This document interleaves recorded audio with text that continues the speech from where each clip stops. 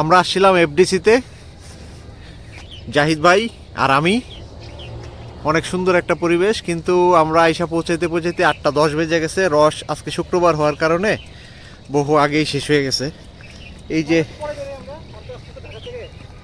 যে রস কাটা হয়েছে, এখান থেকে রস, ছোট্ট ছোট্ট গাছ, এই যে রস কাটা হয়েছে, ছোট ছোট গাছ থেকে রস কাটা হয়েছে। এই যে এগুলা কি, এটা আবার কাটা লাগবে, কাটলে এটা ক্লিয়ার হয়ে যাবে। ভাই এটা জেলের মতো একদম, কিন্তু খুব ঠান্ডা। শীতকাল তো আসলে ঠান্ডা হইতে পারে। এগুলা খাওয়াটা কতটা সেফ জানি না, কিন্তু সবাই এসে খাইতেছে। এই সুবিধাটা পায় আসলে মোটর সাইকেল যাদের আছে তারা আধা ঘন্টার মধ্যে চলে আসে, তাই না? আমরা সাইকেল চালায় আসতে আসতে অনেক সময় লাগে, প্রায় 1-1.5 ঘন্টা সময় লাগে। 40 কিলো না তো, আমার তো দেখলাম 27-28 কিলো হয়েছেন। আমার বাসা থেকে অলমোস্ট 35 প্লাস। ও আচ্ছা আচ্ছা। এফডিসির ভিতরে বিভিন্ন ধরনের পরিবেশ, কিন্তু এই জায়গাটা দারুণ লাগতেছে আমার কাছে। কলা গাছ, কলার একটা বাগান, এবং বাগানটা মনে হয় যত্ন সহকারে রাখা হয়েছে। যত্ন করার কারণে কলার সাইজ খুব ভালো। আর এই যে সামনে এখানে আকাশমণির একটা বন, ছবিতে যেরকম আসতেছে বাস্তবে তার চেয়ে অনেক বেশি সুন্দর। জাহিদ ভাই সাইকেল নিয়ে আগে চলে গেছে। আমার কাছে বনের এন্ট্রান্সটাই খুব ভালো লাগতেছে। এই যে শীতকালে সূর্য উঁকি দিতেছে, সূর্যের মধ্যে শুধু আলো আছে, তেজ নাই, দারুণ।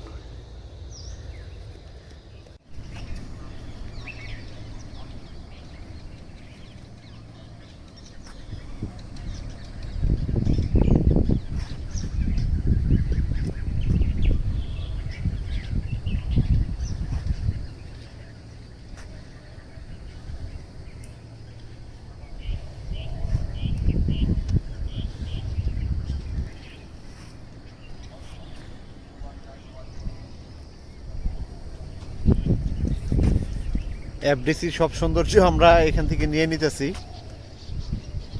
আমাদের গ্রুপটা অনেক বড় হইলে এখানে অনেক মজা করা যেত।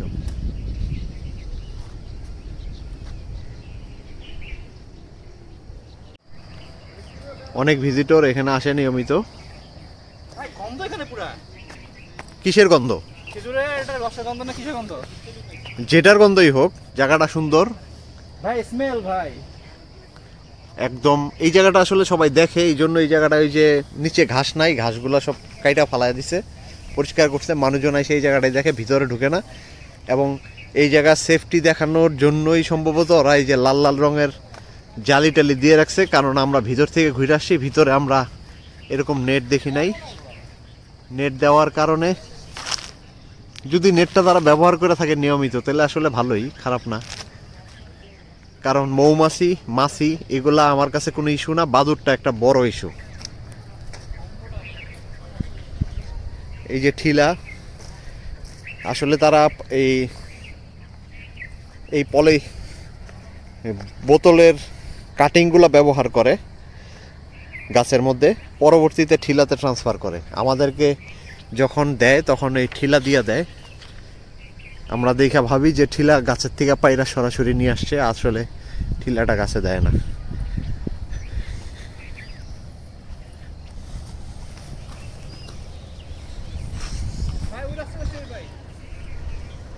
পুকুর পার,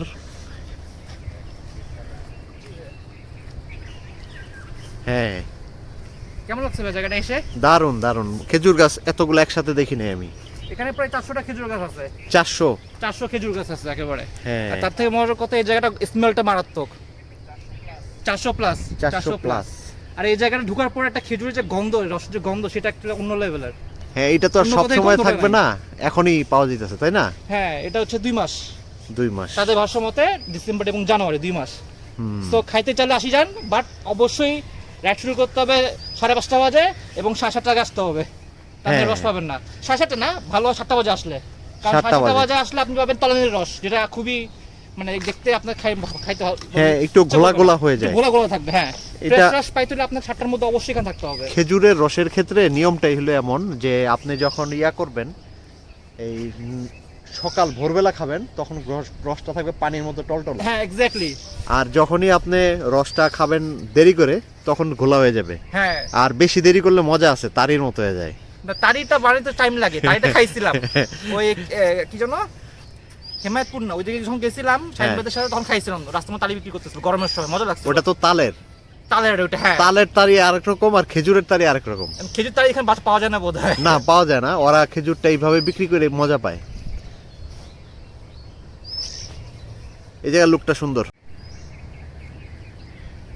এখানে 400-র উপরে খেজুর গাছ আছে এবং খেজুরের রস কাটার কারণে প্রত্যেকটা গাছ থেকে এখনো খেজুরের রস টপ টপ করে পড়তেছে আর খেজুরের গন্ধে মৌ মৌ করতেছে। খেজুরের ঠিক না, খেজুরের রসের গন্ধে। আর এইটা হইতেছে এদের পল্লী, অর্থাৎ এখানকার যে গাছগুলো এগুলা লিজ দেওয়া হয়েছে এক ধরনের গাছিদেরকে। এদেরকে সাধারণত গাছিই বলে, যারা খেজুরের রসগুলা কালেকশন করে লোকাল পিপলের কাছে বিক্রি করে, পাশাপাশি খেজুরের গুড় উৎপাদন করে।